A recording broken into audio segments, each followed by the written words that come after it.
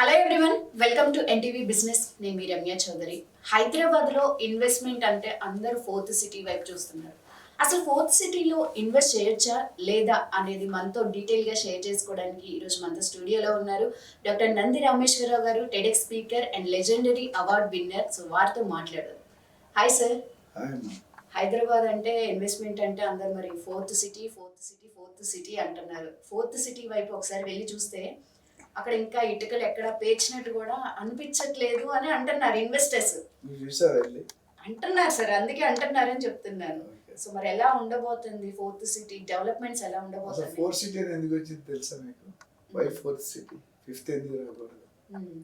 First Secunderabad, okay, next Hyderabad, next Cyberabad, fourth ఇది.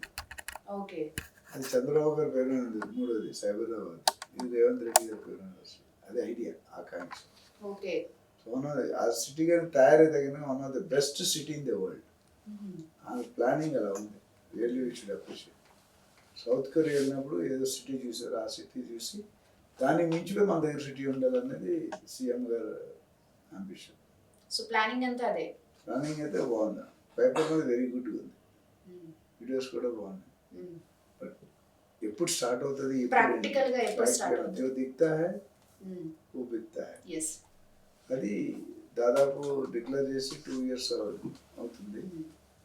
వాళ్ళకి CM కానీ లేదా మినిస్టర్ ఛాలెంజెస్ ఉంటాయి.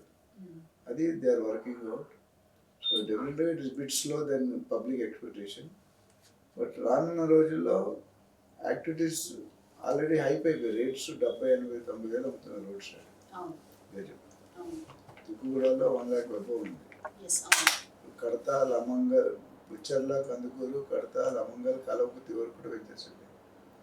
బట్ ఈ 30,000 ఎకరాల్లో ఫేజ్ 1 ఫేజ్ 2లో చేసింది 15,000 ఎకరాలు డెవలప్ చేయడం not easy. Rome is not built in one day. అయితే పబ్లిక్ ఈజ్ ఎక్స్పెక్టింగ్ ఆ ప్లాన్ ఫిజికల్గా చూడాలి. సో మరి ఎలా ఇన్వెస్ట్మెంట్స్ వస్తున్నాయి అంటారు? వస్తున్నాయి, but investors are wait and watch. నేను compare to Bengaluru, Mumbai, Srisailam costly. But growth corridor అనేది ఇంకా మెట్రో కానీ, ఇండస్ట్రీ కారిడార్ కానీ, స్పోర్ట్స్ సిటీ కానీ, గోల్ఫ్ కోర్స్ కానీ, ఏ స్కిల్డ్ యూనివర్సిటీ కానీ, ఇవన్నీ కూడా డిక్లేర్ చేశారు ప్లాన్లో. But Ratan Tata greenfield express highway planning ఇంతకుముందు ఉన్న గవర్నమెంట్ వెస్ట్ జోన్ ఫోకస్ చేసి మొత్తం ఎంటైర్ తెలంగాణ ఆ ప్రాసెస్ ఉంది. 2047 మన మోడీ గారు వెళ్ళినప్పుడు హైదరాబాద్ వచ్చారు. ఇక్కడ వచ్చి హైదరాబాద్ एक शहर नहीं है, तूफान है. హైదరాబాద్ एक शहर नहीं है, సెకండ్ క్యాపిటల్గా కన్సిడర్ చేస్తున్నారు. అయితే మాత్రం కట్టిందల్లా ఇక్కడ వాళ్ళ కంటిన్యూ కన్స్ట్రక్షన్ ఉంటుంది. సో అయితే సార్, మీరు ఒక అడ్వైజర్గా, రియల్ ఎస్టేట్ అడ్వైజర్గా 30 years ఎక్స్పీరియన్స్ ఉంది మీకు.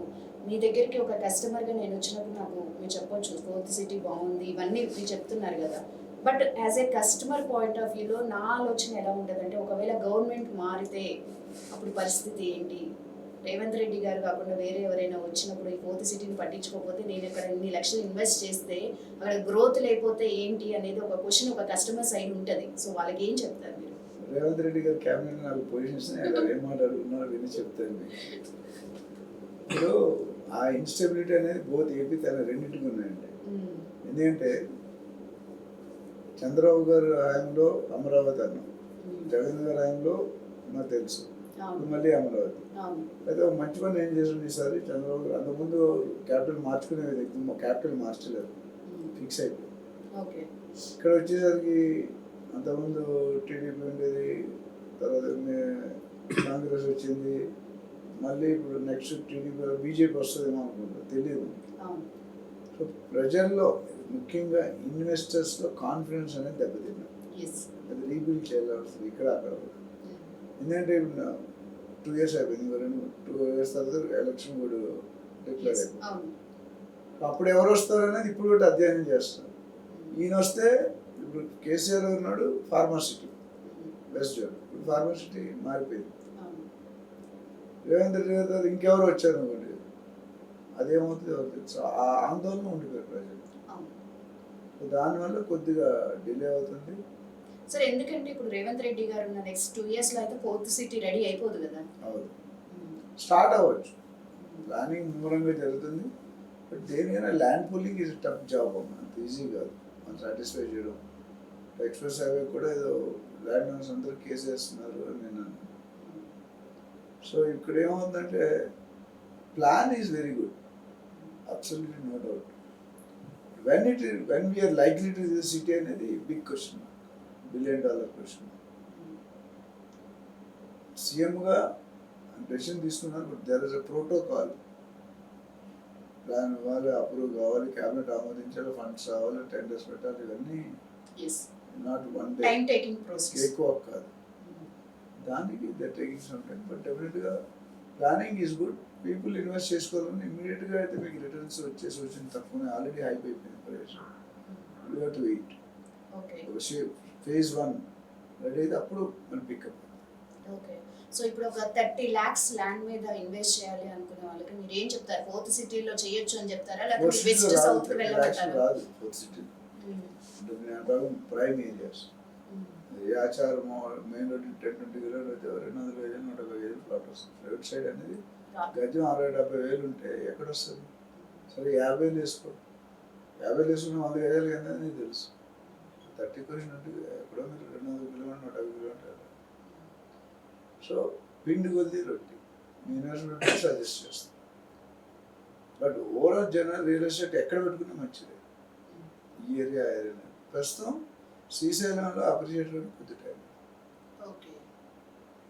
వెస్ట్ జోన్ ఆల్రెడీ హైప్కి వెళ్ళిపోయింది కాబట్టి ఇది స్లో డౌన్ అవుతుంది, అది యాక్షన్స్ అనేది పెరుగుతుంది.